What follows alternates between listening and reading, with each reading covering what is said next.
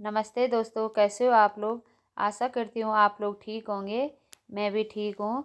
तो आज मैंने बनाए बेसन के लड्डू। तो ये आप लोग देख सकते कुछ इस तरह से बने। वो बहुत टेस्टी और बहुत अच्छी बने हैं। आप लोग भी ज़रूर ट्राई करना एक बार। जैसे मैं बनाती हूँ उस तरह से बनाने की। तो ये आप लोग देख सकते हैं कितनी अच्छी तरह से बन रखे हैं परफेक्ट लड्डू। तो अभी मैं आप लोगों को दिखाती हूँ आगे। तो मैंने एक मिक्सर जार में चीनी डाली। तो उसमें मैंने 5-6 इलायची के दाने भी डाले। तो क्योंकि वो चीनी के साथ अच्छी तरह से पिस जाते हैं, इसलिए मैं मार्केट से चीनी का बुरादा नहीं लाई थी।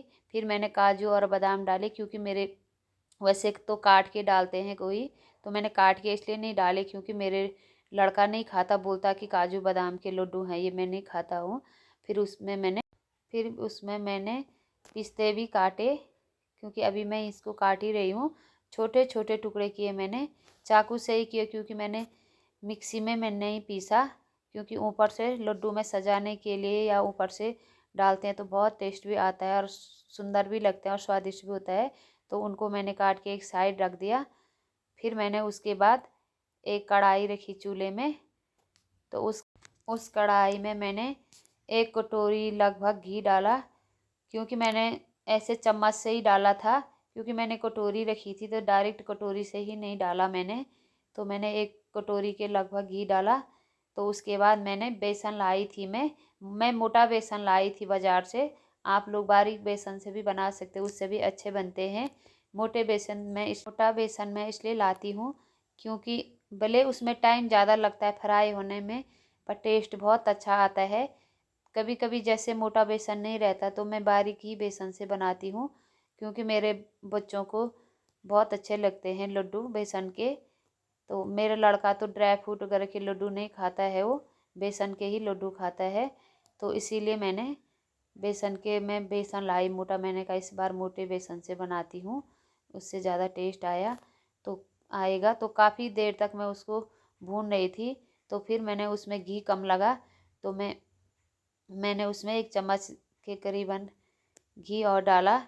आप लोग भी डाल सकते हैं, जैसे घी कम लगता है तो बाद में भी डाल सकते हैं हम लोग घी। तो उसके बाद मैं उसको फ्राई करती रही, लगभग आधा घंटा लगा होगा मुझे उसको फ्राई करने में। तो उसके बाद जैसे वो ब्राउन हो गया था तो मैंने उसमें पानी के छींटे मारे, आधा गिलास के करीबन, क्योंकि पानी के छींटे मारने से लड्डू बहुत अच्छे बनते हैं, दानेदार बनते हैं। तो आप लोग भी ज़रूर पानी के छींटे मारना, क्योंकि उससे लड्डू दानेदार और अच्छे बनते हैं। उसके बाद मैं 2 मिनट तक कड़छी चलाती रही, ताकि वो जो पानी है वो पूरी अच्छी तरह से सूख जाए। तो मैं उसको घुमाती रही। तो उसके बाद जैसे ही वो पानी पूरा सूख गया था, लड्डू देखो कितना अच्छा कलर आ रखा है, इसमें परफेक्ट कलर आ रखा है।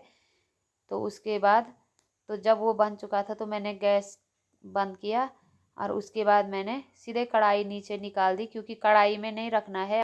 अगर कढ़ाई में रखेंगे तो वो पूरा जल जाएगा बेसन नीचे से। तो मैंने एक छोटी सी परात में उसको डाला, आधा घंटे के लिए ठंडा करने के लिए मैंने रख दिया। तो मैं इसको बीच बीच में हिला रही थी ताकि जल्दी जल्दी ठंडा हो जाए। तो हल्का सा गुनगुना रह रखा था।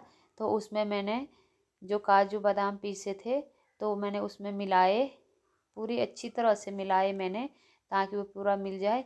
उसके बाद जो चीनी का बुरादा था, तो उसके बाद मैंने वो चीनी का बुरादा भी उसमें मिलाया, पूरी अच्छी तरह से मिलाया मैंने उसको काफ़ी देर तक। ये आप लोग देख सकते कुछ इस तरह से मिलाया। मैंने कहा नहीं तो कहीं कहीं पर चीनी रहती है कहीं पर, तो उसमें स्वाद नहीं आता है। आप लोग भी जब भी इसमें चीनी और कुछ भी ऐड करो तो अच्छी तरह से इसको मिलाना आपस में। तो ये आप देख सकते हैं मैंने काफ़ी देर तक उसको मिलाती रही। मैंने कहा यार कहीं कहीं पर चीनी और कुछ भी, कहीं पर चीनी पड़ेगी कहीं पर नहीं पड़ेगी तो उसमें स्वाद नहीं आता है, तो अच्छा भी नहीं लगता है। तो बच्चे मैंने कहा नखरे कर देते हैं कि मम्मी यहाँ पर मीठा नहीं हो रहा है। तो उसके बाद मैंने लड्डू बनाने स्टार्ट किए।